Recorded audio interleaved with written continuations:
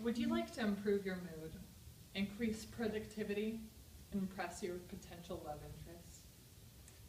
Um, I recommend that you take pride in your space, whether that's your workspace or your living space at home. Hi, I'm Ginger, and I'm proud of my home, and I'm here to speak about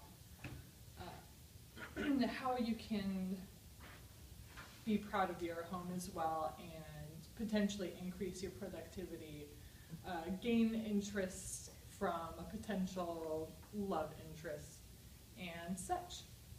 So prior to this, I spoke to you about the steps of refinishing furniture and how it looks great being creative, how you can be handy and bring a sense of pride in refinishing, having something that you've created yourself in your home. And today I'd like to take it a step further and talk about the bigger picture in decorating your home fully. So, why should you make an effort in decorating your home? First of all, a beautiful home is a joy to all. So, according to beautifulhomesdesign.com, a beautiful building work will give a feeling of pleasure to the people that see it.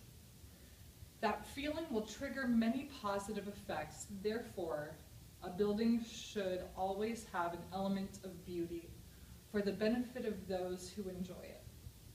However, to achieve such a beauty in our house doesn't take too much detail, but sometimes simplicity can bring the real beauty, clearly seen by the people. The simplicity could catch the eye in order to invite the people to enjoy the beauty and the elegance underneath. Without much effort, the simplification has provided many kinds of interpretations. So when it comes to your home, that can make a big difference. So when it comes to your workplace, when I spoke about the productivity, I ended up researching different standpoints on design, and I found a really interesting article from the psychologicalscience.org, and they spoke specifically about the workplace, saying individuals may consciously or subconsciously take comfort from the items with which they surround themselves at work. And these items may help employees to maintain emotional energy in the face of stresses that come from their work and the distractions and difficulties inherent in working in a low privacy environment, i.e. noise, interruptions, or being observed from others. And researchers have concluded this. I thought that was very powerful, that such something so minor could make such a great impact in somebody's day-to-day life and in their psyche, and that having that sense of home and sense of self in a place that can be so cold and impersonal can make a difference in your comfort levels, in your stress levels, and inevitably your productivity. Especially when you're surrounded by so many different people who could be potentially judging you, who are sharing the same workspace as you. So, moving on to decorating the home, and that's where I'm going to focus the rest of this speech. I would like to go into picking your colors, which is very interesting, and I suggest that before anybody goes about painting their home or picking colors to like prominent decorative colors in their home, that they should do a little bit of research about the emotions tied with colors. So freshhome.com did a really great article about this, but you can find a lot of research pretty much anywhere if you look for it. So the colors of rooms within your home need to bring out your personality. So while most of us may not spend a lot of time thinking about a room color, its effects on our everyday it affects every day of our lives. Room color can influence our mood and our thoughts. Colors affect people in many ways depending upon our age, gender, ethnic background, and local climate.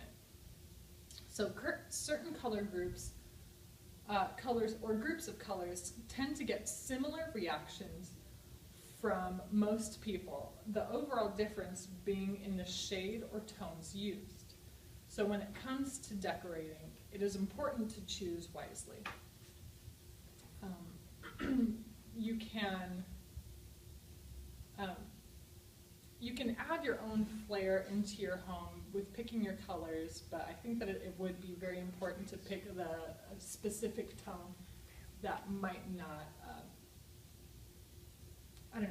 affect you adversely, and that would be something important to look into before you put such a great investment.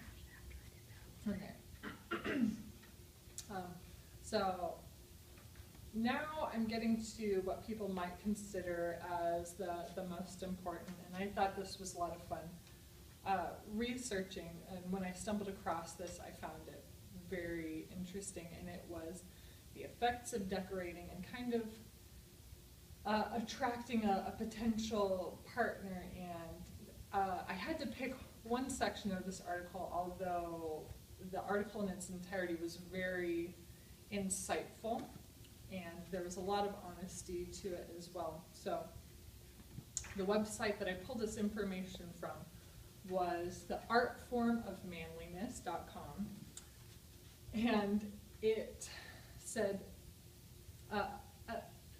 on top of saying don't over decorate your room with pictures of babes and your sports colors and having a messy home, they went on to say don't hide things.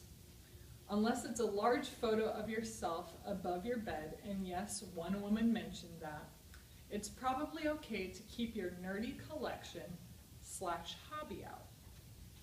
Don't feel the need to hide yourself. If there's something you enjoy, you'll want your date to be okay with the things you care about and like to do. One woman mentioned she knew her boyfriend was the one when she got a look at his stash of board games. So you never know what's going to turn someone on. Just don't go overboard. If you're questioning whether it's too much, it probably is. So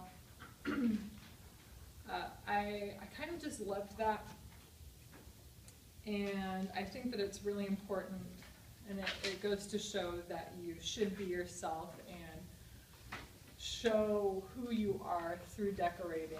And I would like to try and convince everybody to take pride in their home and decorate, but don't go overboard, and be wise with the colors that you pick, because you might be affecting your mood and the moods of others around you.